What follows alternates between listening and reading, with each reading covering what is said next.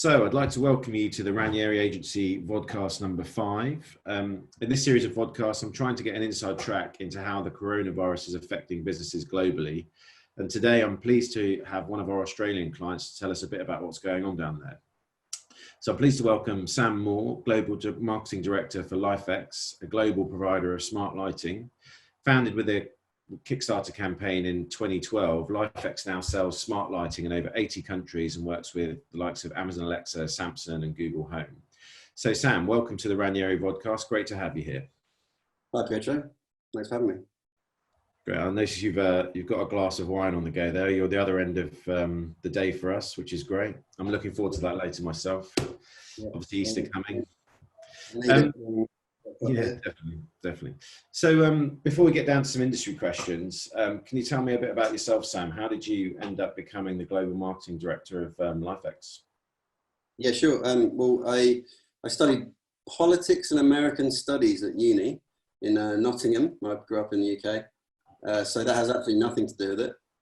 I went to Australia because my mum's Australian, so I got some family ties here. Went backpacking. Accidentally never came home. The usual story. I've got a Kiwi passport, so I was able to do that. And then I got into branding. So most of my career I've spent in brand consultancies in Sydney, London, and Melbourne. So names you might have heard of like Landor, Interbrand, Wolf Ollins, and M&C Saatchi launched a branding agency in Sydney called Re. So I was part of that founding team. And then about 5 years ago, I decided that I'd probably done my dash in agency world. So I looked for a role in client side and worked for a company called Nog, who are a small brand in Melbourne, a global brand but based in Melbourne. And they make cycling accessories. I'm not even a cyclist really. So that was quite a lot of fun getting up to speed on both cycling and marketing. And I had a good stint of 4.5 years or so at Nog. And then found this opportunity at Lifx, which I thought was a really exciting brand because, it's funny at barbecues you say, what do I do for a living? I sell light bulbs. But actually, Lifx is a lot more than that. It's a kind of a smart home technology company. So in our team, we have a cloud team, an app team, a firmware team, a design team, and a sales team. And it's quite diverse. So, yeah, that's how I got here. Cool. And how do you find the difference? Obviously, some of the people watching this podcast are agency people. So, how do you find the differences from agency to brand? I mean, are you happy in the brand world, or do you still long for the agency world a bit? It's funny. I did get what I'd hoped for, which was a little bit of not an easing, but like there's pressure makes the diamonds, and then there's that extra edge of anxiety, which is just unpleasant, which I found in agency. Everyone's experienced it, that kind of burnout, that extra pressure from the client that might be unreasonable that day. And I just had, too many of those experiences. So I don't miss that. But at the same time, there's a pace and a pressure to agency world that, I do miss a little bit. The pressure is certainly there on the client side as well, but it's a different type of pressure. It's a much more of a holistic performance pressure.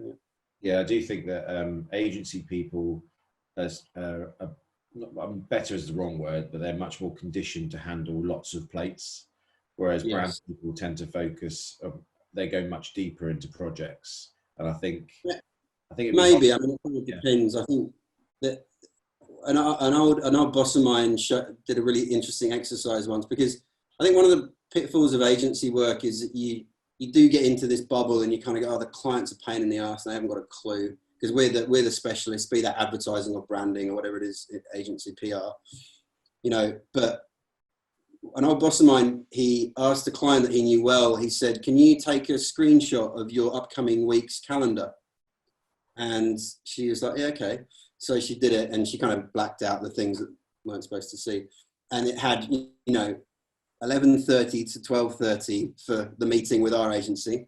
And then maybe there was one other in the week. And the rest of her week was full of meeting the PR agency, meeting the CEO, just full of things to do. And he was like, this is why when you go into a meeting with the client and they say, oh, they didn't read that email, or they weren't quite across that every detail of the presentation you sent them, this is why, you know, like he was basically saying, open your eyes, the client's got more work to do than we do. And this is why we need to hold their hand through the process.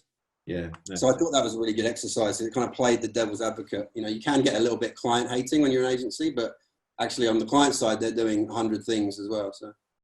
Yeah, I mean, the way we see it, look, I mean, an agency is there to help the, you know, the brand. It's kind of should be an extension of their team. So, you know, if they're trying to add undue pressure to the brand, then it's probably not working, is it? You should be adding value to the brand. So, but anyway, we can talk about that all day. So just for the benefit of, you know, some of the people watching this podcast, I mean, do you want to tell us very quickly a bit about Lifx? Yeah, so we make Wi-Fi connected smart lighting. What that means is, and it's a combination of this kind of stuff. This is called a beam product. It's a feature light. So we have a couple of feature lights, like a strip light that you might put behind a TV. But then we have a range of light bulbs as well. And the advantage is that you can change the color of them, you can schedule them, you can integrate them with other products, so or even other platforms. So there's a platform called if this then that, where you can have conditions. So, you know, a kind of silly one is you could integrate it with a weather app, so that your lights change color when the weather changes or when it starts to rain, and you know, you might not realize, and you might have the washing out and you're watching TV with the windows drawn, you didn't know, so the lights can give you an indication of that happening. I mean, that's a left field use case, but you can see the types of way that you could use that. You know, if you have your lights on, say, HomeKit, the Apple platform, and you have an iPhone, you could, one of my colleagues, he has his whole house hooked up to his phone, so that he drives into his driveway and the GPS on the phone tells him that he's coming home, and all the lights turn on in his driveway and the lights turn on in his house as he walks through the house. So there's lots of different use cases, but it's one of those things that I started working for them and I was like, oh, this sounds pretty gimmicky. I mean, you know, does it really bother me that I have to use a switch on the wall, or does working a light from an app or even voice or that help? But when you actually experience it, it's pretty incredible, especially if you get whole home, like you get the downlights in and everything and all the lamps. So it really has it's quite incredible. Yeah, well, I definitely think at the moment with people working from home and just thinking about their sort of home office environment, spending more time, you know, trying to control their schedule through the day, you know, this stuff is just going to become more and more important. So yeah, I use it to I turn on a red light just outside. So I turn a light red just outside the door here, so that my son knows, you know, that I'm on a call. He doesn't by a slight bit of notice, he just runs into the calls anyway, but you know, my mind is almost working, but it's not. Yeah, I have a really low-tech version where I've just stuck a piece of paper to the door that says, if this door is shut, do not come in. But like I say, it has absolutely no effect. So what they do is they open the door and then just go, oh, you want to call really quietly. So that, you know, it's the same thing. My son walks in and looks at the screen and goes, yeah. Like he's following the call. It's pretty funny. Yeah, I'm guessing he's a baby and not like an 18-year-old then. So yeah, regress back to that state, I think. Yeah, he's cool. Come somewhere in the middle. Yeah, cool. So what's the state of play in Australia right now? I mean, in Europe, most countries are locked down, and it's, I mean, when we watch, you know, the news, it's becoming like, you remember The Running Man, when they were talking about death toll in the games and stuff? It's kind of becoming like that on TV now, and it's quite frightening. But, are you talking about Schwarzenegger Running Man? Yeah, the Schwarzenegger Running Man. I'm sure they had that was where they had the TV program, and it was like death toll. Well, you're showing your age now. I love that film. Oh, it's amazing. But there's some classic films that I mention now and again, and I realise how old I am. Like my favourite film of all time is Point Break with Keanu Reeves and Patrick Swayze. And I mentioned it the other day, and I just figure everyone's seen Point Break. Right? I've seen it like 40 times. And people in my team are just like, I don't know what you're talking about. There's a new one, isn't there, where they go snowboarding? I'm like, oh God, no. Oh, isn't it? I'll ruin it. Yeah, but this, I mean, do you know, so I boxed last year, and I was just making constant references to Rocky, you know, Mm, as like Sylvester Stallone Rocky, and yeah, there are some people in the office who weren't even born when the last Rocky film came out, as in yeah, Rocky 4, not the latest rubbish ones, but the, you know, like, yeah, and I'm yeah. just like, they might have no idea who Rocky is. I mean, like, how empty is your life if you don't know who No, Rocky is? But, it's yeah. frightening. Some So, people. yeah, so back to the question. So, what's going on in Australia right now? I mean, are you locked down like the rest of us, or you know, how is it? Yeah, I mean, it's. I think so kind of the New South Wales, so Sydney, the state Sydney's in its lockdown. Victoria, where I am, is it's not quite so bad. It's more of a like encouraging you not to go out, but you can. So, I mean, to give you an idea, like cafes and restaurants are still open, but they can only do takeaway. Um, you can still go grocery shopping. You can still actually go normal shopping, but with social distancing restrictions. My sister lives in Sydney, and she was telling me today that she wasn't allowed to go and buy a table that she saw on Gumtree or something because you only have to do essential travel. So clearly, New South Wales has much tighter restrictions in Victoria, and that's because I think their case rate was higher, is higher than Victoria. Yeah, Their population's higher as well. So, but anyway, the overall Australia's doing a pretty good job. I think maybe, I mean, it sounds awful to say this, but only kind of 50 people have died so far, which is obviously 50 too many. But I know that in the UK, you know, the numbers are in the thousands. So in yeah. a way, we're a bit ahead of it, and we're managing to flatten the curve a bit. Yeah, well, it does seem that, and I obviously watch the updates every day from the government. So they do a 5 o'clock broadcast every day here, where they kind of, you know, update on the numbers and stuff. The death numbers are still going up, unfortunately, but the admissions to hospital are starting to flatten out, and if anything, reduce because of the measures. So, you know, the knock-on effect should be that, you know, the deaths should start coming down. But it takes about 2 or 3 weeks to play through, I think. Yeah. So Tragically, a good friend of mine, he had his two of his uncles passed, one and two others, all from the same family. Two others are in ICU, and I don't actually even know if they've made it through at the moment. in the UK. Yeah, and they were his mum's brothers, and his mum had it as well, and she was in hospital. So when she came out after a week, she didn't even know this had happened. So then they had to break it to her what had happened. It was just devastating. It's awful. Yeah, yeah. Yeah. Oh, Anyway, so I mean, those stories. I mean, people ask, you know, how you doing? You know, it's terrible, isn't it? I'm like, we're so lucky. You know, we're relatively healthy. We've still got our jobs for now. Yeah. So yeah, just got to count your lucky stars when you got them. Yeah.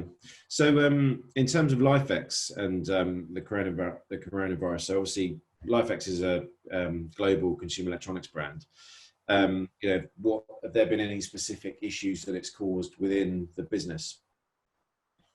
Yeah, I mean, we're roughly 4/5 of our business is brick and mortar retail, so that is obviously being very, very heavily affected.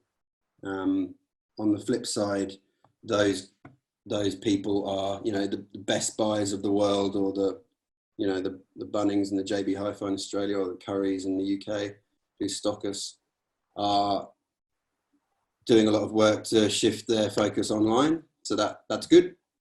There's also some data I've seen, I've got here in front of me, of industries that, I think this is the data out of the US, and it showed spending via category, and spending is pretty much down across the board. Things like airlines and lodgings, you know, accommodation is just tanking, obviously. But the few that are going okay are online electronics, grocery, obviously.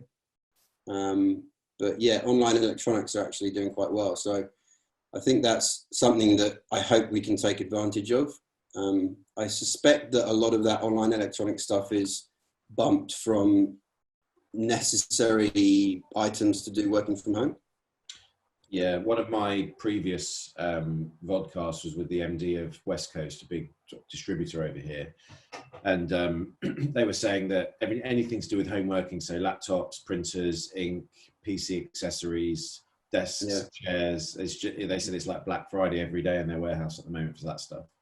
And I did, whether I bought one of these electric desks so I can stand up. And it's like it's really sad that a working desk is now my favorite toy. But yeah, well, yeah. The next question I had was about sales with Lifx, because I did wonder, because obviously you guys, you sell potentially a home office related product. I know that certainly in Europe, you're in a lot of the grocers, and actually grocer sales are still doing, obviously quite well, because obviously people were piling in and panic buying. But I just wondered if, because you're in grocers, but, were your sales still up No, we're there? not really in grocers as such. We're in a few department stores like John Lewis, but not so much grocers. But I think there's kind of two competing forces that are leveling us out to some degree at the moment.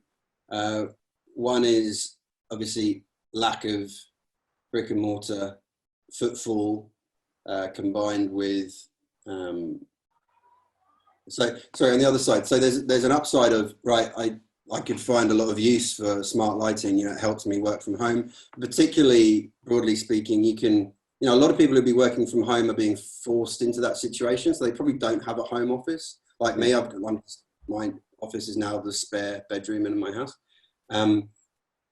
But a lot of people are working in their living room, and actually you need very different light to work on during the day as you do to kind of relax in the evening.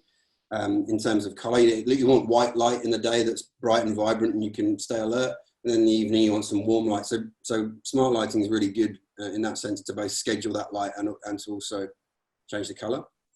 So there's really, really obvious use cases, but then the competing to that is this lack of footfall, and also the fact that I think the perception is obviously that smart lighting is not a necessary product, like it's more of a nice to have. Yeah. Because it's more expensive than a traditional bulb.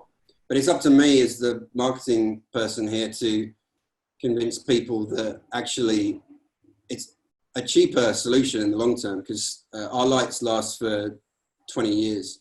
The LEDs will last for 20 years, whereas the normal LEDs will last for 5 to 10 years. So actually, and you also end up using less energy. So you'll save a few dollars a year on your electricity bill per bulb. Yeah. And it adds up, So actually it doesn't cost more in the long run, but to convince someone to spend, 20 to 40 quid on a light bulb is understandably tricky, especially if they're either losing their job or looking like they might have restricted hours. Yeah. I mean, the thing is, like I say, people have had to kit out their home offices, tomorrow, and they're kind of, probably feeling the pain in their pocket of having to buy a laptop, a chair, a desk, a printer, all of that kind of stuff. But then once people kind of settle into home working, and actually they might start looking more about their environment and just kind of, their well-being, and actually the second wave of purchasing might be a bit more focused around, products like yours, because, like I'm sat here in my desk and I kind of got everything ready to work, but now I'm starting to look around at my environment and kind of, for a longer term, because I want to sort of feel comfortable where I work, not just kind of, be able to access stuff. So it'll be interesting. We're actually just holding fire a little bit on the, knee-jerk response to COVID. So we haven't yet gone out with. We've actually got a blog drafted, and we haven't yet gone out with the blog and the email and things, because I think what we're seeing now, I'm certainly getting a feel for this just anecdotally, of people getting a bit tired of the first, fortnight of, hey, these are some ways you can work from home. I think the work from home story needs to be a little bit more interesting now, because there's so much of it flooded our inboxes. So we've kind of waited for that. And now we can kind of see what people are responding to better now that kind of wave has come through. So the next couple of weeks, we're going to be working on what are the angles of working from home, rather than just blanket working from home, that interest people. And go from there. Yeah, you're right. It's incredible how much, I call it COVID-19 spam. I'm getting. So pretty much every accountant I've ever spoke to over the last 20 years is now giving me advice on how to get through COVID-19.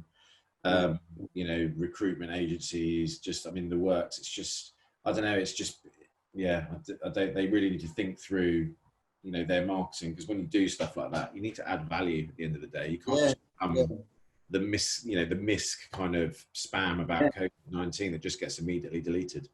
I think there's a real feeling with big events that, and this is true of even annual events, you know, like if it's Mother's Day or if it's, you know, whatever big global day it is, I think a lot of marketers feel like they're, a classic one is what's Women's Day that happened a month ago? Mother's Day?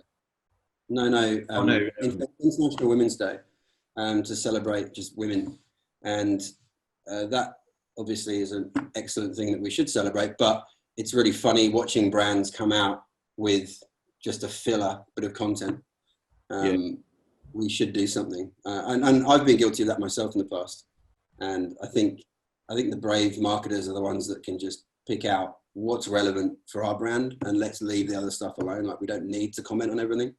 There was a lot of that with the Australian bushfires. I mean, you won't have experienced this so much, but every brand came out and had something to say about the bushfires, but not every brand came out and did anything. So yeah, it's definitely a fine line between you know, ambulance chasing and adding value, I think. So in regards to marketing, everything's now going digital for the foreseeable future. I mean, there's no shows that we can see for the next probably year. I mean, IFA's gone, you know, CES could even be in doubt next year.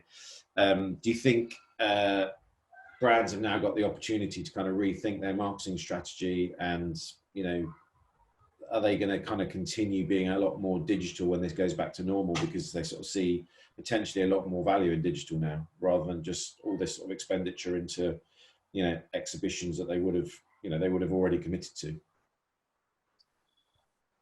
I mean, there's a lot in that question. The trade show thing will be interesting. So I kind of foresee trade shows having a boom after this, a temporary boom, I think. I've got a feeling that anything that involves socializing and coming together and physical interaction is going to be like pretty keen after this period of time, just from a human perspective. So I've got a feeling that, you know, if for example, CES is back on, like if we get through this before, well, when would they have to make a decision on that? Probably like September, wouldn't they? So if we see CES happen, I reckon it'll be big, partly because IFA's gone, but partly because I think people will just want to get in touch with each other. Yeah. So, but yeah, I think your question still is valid in terms of once that lull passes, what happens. Look, I don't think about marketing as digital or otherwise. I think that the best marketers will find their customer and then find what channels they need to talk to that customer through. What happens with digital could go either way. Like, this period could tool a lot more people up on how best to use Facebook, Google, and other things, but and which would mean that there's more competition out there. But at the same time, it could just push the best marketers off to go and find new, interesting forms of communication. I also think there's potential for the old traditional things to have a boom as well. You know, like if the zeitgeist say, the mass say, yeah, digital's the way to go because, you know, it had this boom because of COVID, then it could be that you see the prices for media now are really low, and it could be that, you know, outdoor and classic TV stuff has a bit of a resurgence because it becomes more affordable, so people can make it part of their performance marketing rather than just pure awareness stuff. Yeah, so I'm on the fence with this one. I think, you know, you obviously, your opinion might be that events might see a bit of a boom over the next kind of at least 6 months once we come out of hibernation. But I'm sort of thinking that maybe the opposite might happen, because brands, certainly in consumer electronics, might have seen a bit of a downturn in sales. So they might be very much more cautious about how they spend money.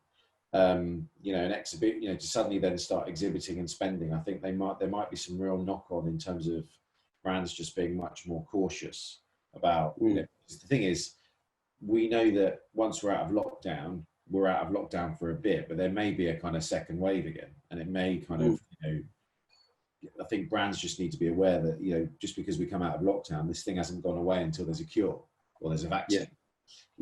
So that could have this knock on. But I think this whole sort of, you know, reshaping marketing and just looking at, so you kind of ripped out this whole kind of face-to-face thing with exhibitions and meeting up and just the way that people are doing business. I think people might actually be much more, you know, able to work at home after this. And again, that might sort of, you know, if the longer this carries on, the more this will become the norm, and the more reluctant people might be willing to go back to the old kind of ways, because they might not even, you know, 50% of people might not even want to travel anymore because of, you know, the virus and stuff. So, you know, there's that. I mean, I think like the interesting thing is, I guess, that you're lockdown, you're just from a media landscape point of view, you're obviously just being exposed to fewer touch points, or to fewer media channels.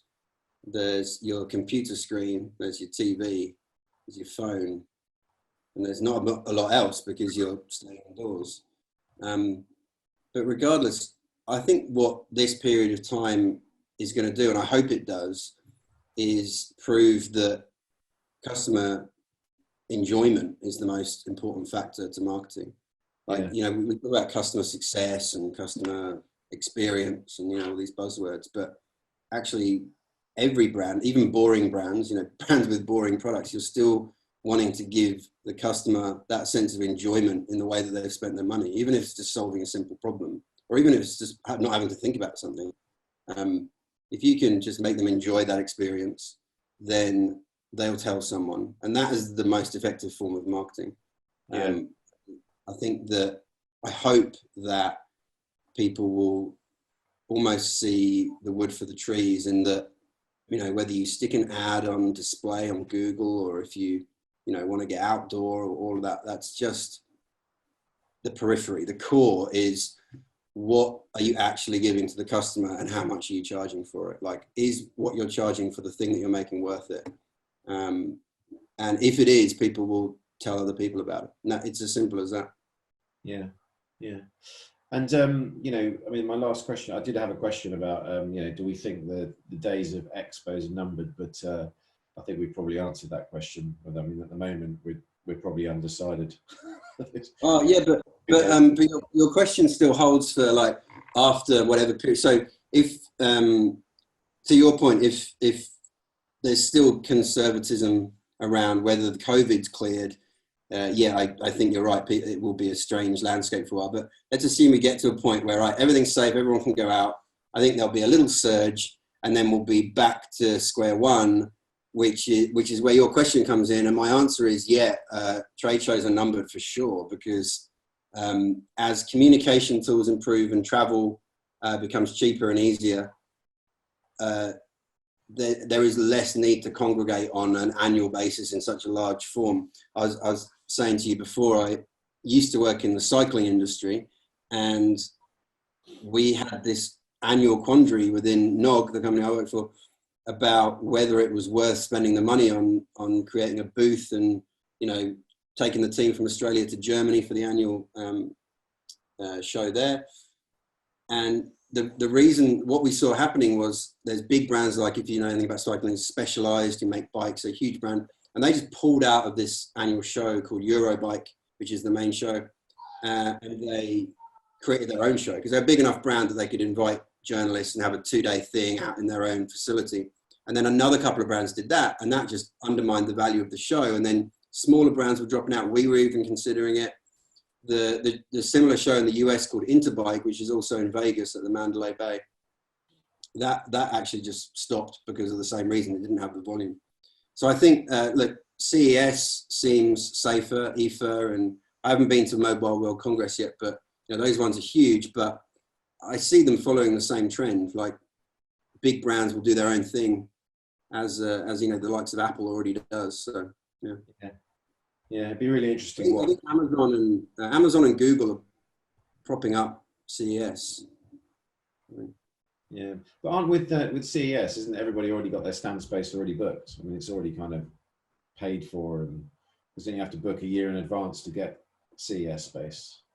Yeah. But I mean, you know, long term, we don't exhibit at CES. We spend money on a suite because the CES for us is an opportunity to meet, you know, our global partners, so retail partners, technology partners, and we are literally just taken up with back-to-back meetings. I went this year for 6 days and I didn't even see the show floor. I didn't get to the show. Yeah, so I went earlier again before we were on the recording here that I've already seen like a trend in brands for the last few years to actually not even exhibit it. They're using the shows as a focal point to have their meetings because they know everybody's going to be there, but they're not using the show to exhibit and try and potentially find new contacts. They're just kind of, you know, getting deeper into the contacts they already have, which I think, you know, for established brands, that's definitely, you know, the way to go. Because again, you know, for years, I mean, I remember a brand that we used to work for called Native Union, and they had this incredible success with this brand product called the Pop Phone, which was looked like an old school telephone that used Pop to phone. the Pop Phone it was called. So it was like guess what that was used for? Yeah, that was the first product they had, and it just went, you know, it turned them into this, you know, global huge company. But they, you know, they struggled with the next product that wasn't then successful because they're like, it's like there's loads of stories with brands that have an incredible success with their first product. Hang on, I'm just gonna. Yeah.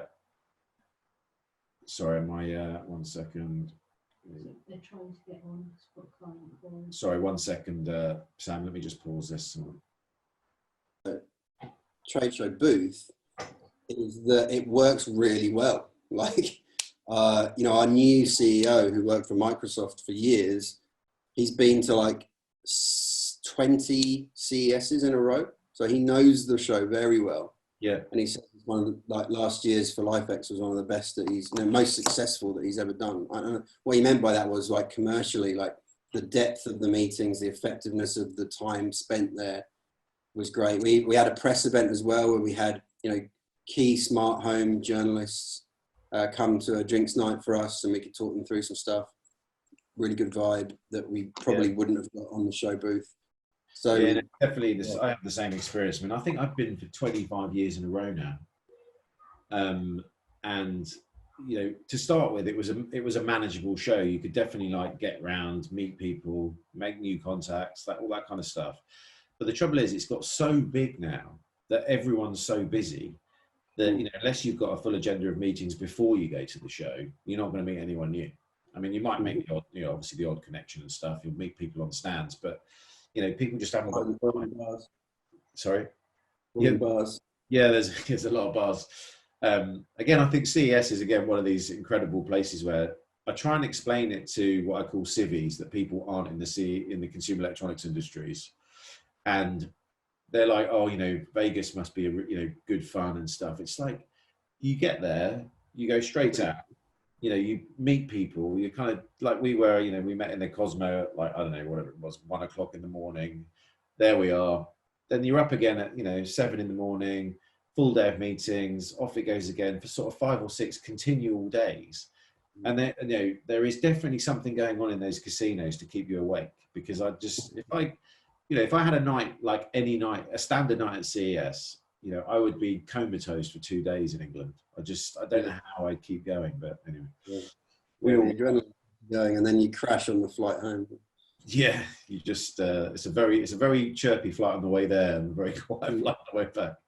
So yeah, so last question here, because I know you're busy, so I know it's quite late for you. You're the other end of the day for us.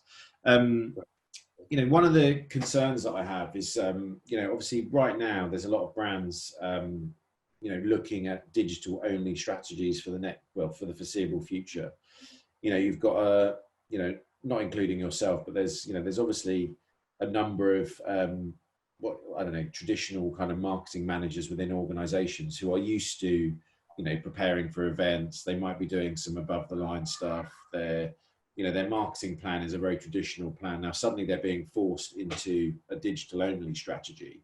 You know, do we think that there may be within brands, you know, a bit of a skills gap with kind of what's going on at the moment? So, you know, they're suddenly becoming traditional marketing managers to, you know, frontline digital marketing managers. You know, have they got the time to kind of learn the skills that they need in order to, you know, set up, manage, evaluate a purely digital campaign? No, and I mean, I speak from experience because my background is not digital marketing. So I can say that yes, there will be a skills gap because I've experienced it myself, having to go from a traditional setup to a much more, you know, credit to Lifx. The business understands the importance of performance marketing. And when I say performance marketing, I don't mean digital marketing. Performance marketing is, you know, a focus on the measurement and being able to attribute every piece of activity to an outcome, be that TV or print, whatever you choose to do.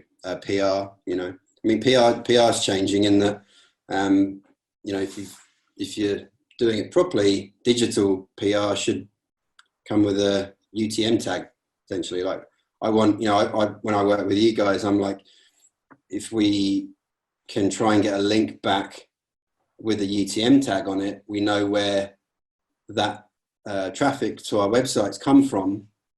And then it helps Ranieri and Lifx negotiate with a publisher to say, hey, yeah, thanks for that piece of editorial. We got, you know, 1,000 peeps to our site. So we know that, you know, working with you is worthwhile. It's kind of, it increases a bit of accountability there.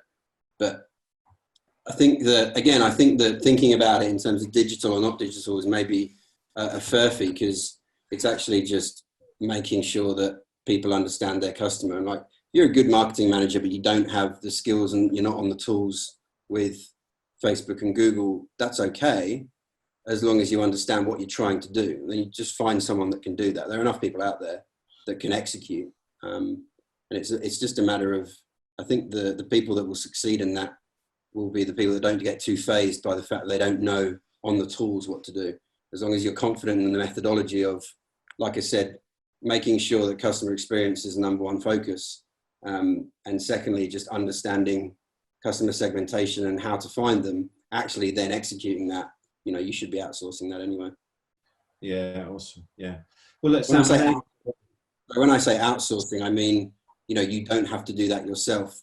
I think there's some really good models I've seen of people creating kind of in-house marketing departments. And I think that will happen more and more as time goes on, because, you know, an agency, particularly like not so much PR, but with, you know, digital marketing agencies and advertising agencies, I think people will twig and see more and more examples of DNVB brands that, you know, direct to consumer brands that have executed this strategy of hiring in-house and then building out that performance marketing team. I think that model will definitely grow. Yeah, I agree. I mean, there was something I watched a lot, probably a year or maybe 2 years ago, that the traditional CMO role is going to change over time, and they won't be called like, you know, the CMO anymore. They will be called like the sort of, you know, chief marketing spend officer or something like that. So they're all about sort of performance, you know, budget versus, you know, traffic, that kind of. So the sort of traditional marketing person, you know, the toolkit that they need is just changing all the time now. And I think this whole kind of, you know, event that's going on at the moment will force people more down that road, and a lot just because, you know, the skills that they have, you know, just, you know, 50% of it is just kind of null and void at the moment. It's all about I think the CV of a CMO tomorrow, or whatever they're called, is the CMO of a CMO. The CV of a CMO today is more like, you know, X, you know, was, you know, a suit at Saatchi & Saatchi, and then, you know, had some, big advertising leap up the chain and went to client side because they ran some great campaign and, had success that way. I think, which is also obviously valid. Like, you need to have your head screwed on. But I think the CMO of tomorrow is probably used to be a developer at Microsoft and, understands how to pull those levers better. Yeah, they'll be crunching numbers, I definitely. mean, that's a broad brush stroke. I mean, the types of CMOs you have in a digitally native business versus Tesco, for example, where it's just a huge grocer, needs to be multi-skilled, is obviously quite different. But still, I think it'll be interesting to see the CVs of these characters as time goes on. Yeah. See, the argument though is that I still think you need, like in the top marketing job, like you've got a Lifx, it's kind of, Oh yeah. You need to understand like the digital marketing skills or enough to understand what people are doing, but you still need, that person at the top who has got enough experience to kind of see if it's working and attach it to, the KPIs of the company, be able to report back to the board, because like I say, when you go sort of fully digital, the types of people that you end up with might potentially be a bit more introverted and kind of focused on their numbers. And, you still need that marketing, the head of marketing still needs to be that bridge between like the C-suite, the head of sales. You still need to be able to deliver marketing that works for the company. And it's not just always about, drilling into the numbers and kind of, what I mean, the kind of digital campaign. Yeah, I do. I mean, there's kind of two sides to that. One is that I think I work with some people that it's interesting having this kind of new focus on performance in that terms of something you can measure and measure meaningfully, makes me have very different conversations with people. So, I mean, there's one person that springs to mind who is a partner in Europe, and, they want to do certain things for marketing to help our brand. They work in a sales agency. But I rarely get that quantified. It's like, we should do this in PR, or we should do this, spend some time on a graphic for this retailer's website. And, when I ask, what do we see as the uplift of that activity? Because it's going to cost us, $2,000 of head hours and $4,000 to do, are we going to make 50 grand from doing it? Because that's what we need to make that money back. Yeah. It doesn't compute. So, I mean, that's not me trying to be condescending. It's just that way of thinking hasn't permeated through the whole marketing sector yet. But on the other hand, the biggest danger I see is this is all about attribution, right? Performance marketing is all about attribution. If you don't attribute the performance correctly, then your conclusions are wrong. And unfortunately, there's no perfect way. I mean, think about we run Facebook and Google marketing, and, whether you're tracking CPA, CTR, ROAS, whatever it is, you don't actually spend that much time questioning the model by which that platform is measuring that. So, for example, you might have a 24-hour click-through window and a 24-hour view-through window and a 7-day click-through window for an attribution of a sale. But that means that a sale that was 7.5 days after, or a view, you viewed the ad and then you went back and bought 25 hours later, that sale doesn't get attributed. So if you're using that particular model. So, I mean, obviously that's complete rubbish. Like, it's a matter of a minute between person A and person B buying that product after seeing that ad. So, there are all these models that are in place, but not much questioning of the models themselves. So I think that's a real way that the best marketers can actually take the data from the data analysts, but then also overlay a bit of, a bit of the gray. So there's the black and white, but you need the gray to kind of put the business case to the. I regularly bore people internally at Ranieri about like value, and we've obviously got social media internally, people that specialize in it, and when they kind of do a report on a campaign, and I don't mind saying this, it's kind of like, they'll say, like, I don't know, I'm making this up, it's like, well, 2 billion people saw this ad, because when you work out how many people have looked at it and then how many people they could share it with, and it goes on. And I'm like, yeah, that's great, but how many products did they sell? Well, I don't know. They're like, well, how do you know if it was successful or not? They're like, well, look how much stuff it's got on social. And they're like, yeah, that's great, but so you're telling me that half the planet saw it?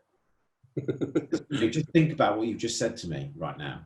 But you don't know if they've sold like one product from it. So how do you know if it's successful or not? The thing is, digital people can get wrapped up in their own numbers, but what they're actually forgetting is, the value is, has the client actually seen any effect from it? It's great that their piece of work has, achieved their KPIs, and yeah, that's great. That's what they're paid to do. But it's kind of, they need to look a bit further and then tell the client whether it's successful or not. I mean, and I regularly bore them, and they sometimes they look at me like, I'm just talking absolute nonsense, like they, jaws drop, and because I'm literally completely shitting on everything they've just said. But the problem is, they have done a good campaign, but they have no idea. There's no point going back to the client and saying, oh, look how successful it is, we need more budget. It's like, well, the client might not agree with you because they haven't sold anything. So it's kind of, what you've just said to them is rubbing them up the wrong way even more.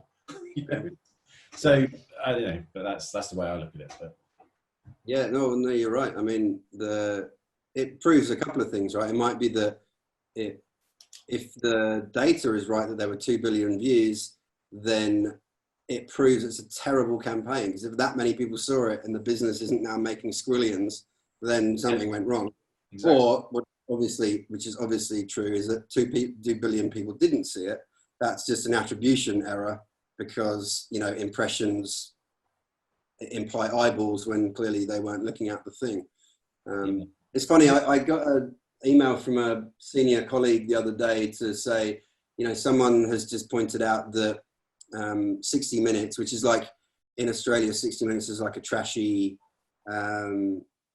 like 6 p.m. show where it's kind of like news, but it's a bit trashy.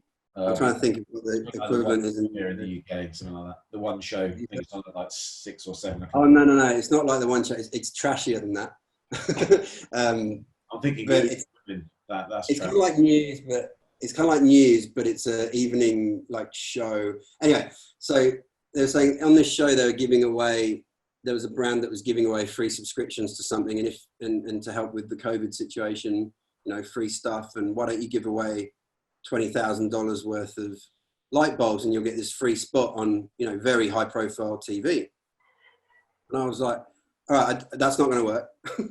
And then this colleague said to me, well, just run me through why that wouldn't work. And it was like, well, if you take the viewer rate of the show, which was about 1 million people, and then you go, how many people are watching the show to the end, like when that little segment's on. So let's say that was 3/4, 750 million are still watching. 750,000. Let's say like a third of them went to make a cup of tea at that point. So then you're down to 500,000. Okay, the average click-through rate for a Google ad is like 0.5%. So let's like take that and halve it, because a click-through is a click, but to go from TV to then typing something in to a phone for a website can be half that. So you like times that, and then you go, our website conversion rate is 1 to 4%. So you type that, and I got it down. I was like, so if we did that, we'd spend 20 grand on bulbs to get people to our website. We'd probably sell 7 bulbs, So it's like, it doesn't take long to actually unpack something and go, that doesn't work. But it doesn't mean it's not a worthwhile exercise. It just means that kind of exercise would have to be part of a much broader thing that is measured, and the attribution is measured across multi-channel, which is hard, right? It's really hard to do, but yeah, a lot of time. And I guess if anyone's watching this as a marketer in a business, will share this, that you spend a lot of time explaining, and you feel like the negative Nelly, you feel like you're going, no, all the time, because you get people throwing you ideas like, hey, this company said we could do a joint email campaign, and like we could promote on theirs and they could promote on ours, and it's like, oh God, It's definitely, but that's why I think digital moving forward should provide companies with a lot more opportunity to do trial and error. But again, you've got to decide. There's also a point where you've got to, what's the word, put the kitchen sink on the line and kind of go for it as well. You know, when you find something that does work. But Yeah, who knows at the moment? I think the other thing as well at the moment is obviously because there is so much activity online now, because obviously everyone's gone online. You know, it's kind of, there were brands that could do really good digital campaigns and they worked because, you know, under normal conditions they stood out.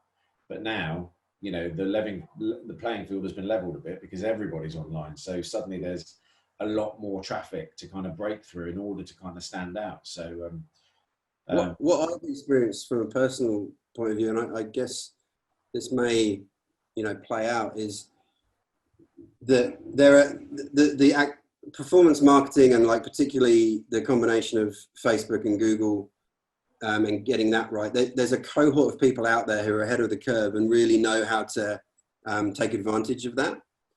They're a particular type of marketer that's out there at the moment, and companies are being produced off the back of this marketing. So you'll see it online.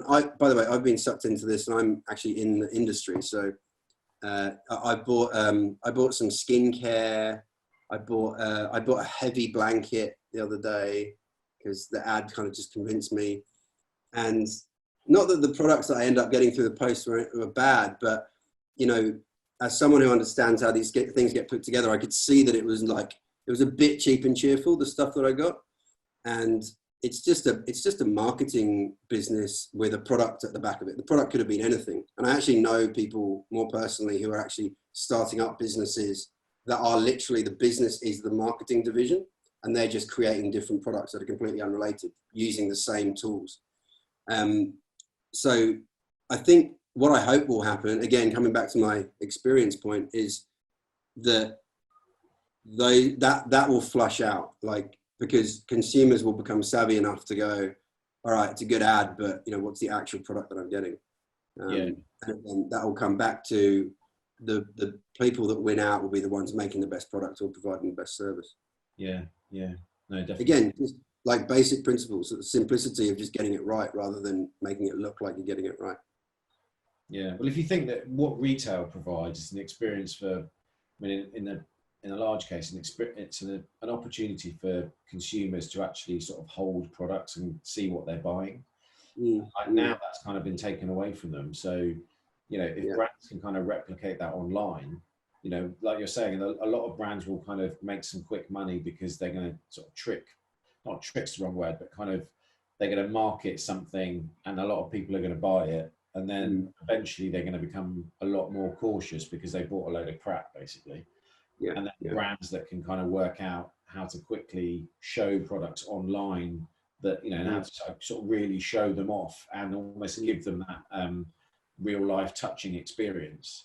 You know, that's, you know, then they're going to, you know, those brands are going to start to become more successful, I think. So. Yeah, and I think you'll like, in this environment, you'll find logistics becoming a much bigger, I mean, it's already huge, right? Like, we can see what Amazon are doing in the US. But one of the reasons Amazon is winning in the US is because, I mean, I don't know if you've ever ordered anything whilst you're in America. I did, not last time I went, but the time before, I ordered something and it turned up like 4 hours later. I just couldn't believe it. It really is an incredible experience that we don't have in Australia. I don't think you do that yet in the UK. Like London, you can, if you're in like, you know, metropolitan areas like London, you can get like, you know, stuff delivered on Prime in like an hour or something. Really? Wow. Yeah. I Yeah, mean, it's just unreal, right? So that kind of speed of delivery, but also the free returns piece and the way that returns works, I think will be key, because that is the holding it in your hand experience before you decide. I mean, you may have already handed over your money, but if you're confident you can get that refund, there's a clothes company out here called The Iconic that's quite big. And I buy clothes off The Iconic all the time because I just like buy a couple of $100 worth knowing that I'm going to send most of it back, if not all of it back. And I do that, and I've never had a problem with that returns system. It's great.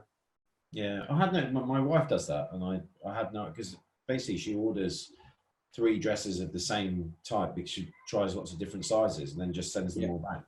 And I didn't even twig that was a thing. Like, but I only buy like 1 t-shirt a year, so you know, it's a thing, old man. T-shirt and a podcast probably as well. So yeah, it's getting terrible at the moment. I'm just not. I've got this whole rack of shirts and stuff, and I'm a bit worried that when I eventually have to go out of this house, my shoes won't fit, nothing fits me anymore because I put on about 17 stone. But, yeah, I might need that hour delivery service just to reclothe myself to go to work in the morning. Or just double down. If like, way I see it, if I'm going to drink a bit more and get fat, I'm just going to go full tilt. Yeah, well, I boxed last year and I kind of got myself into a real good place with health, weight. I lost about 3 stone in the end, and I've already, Really?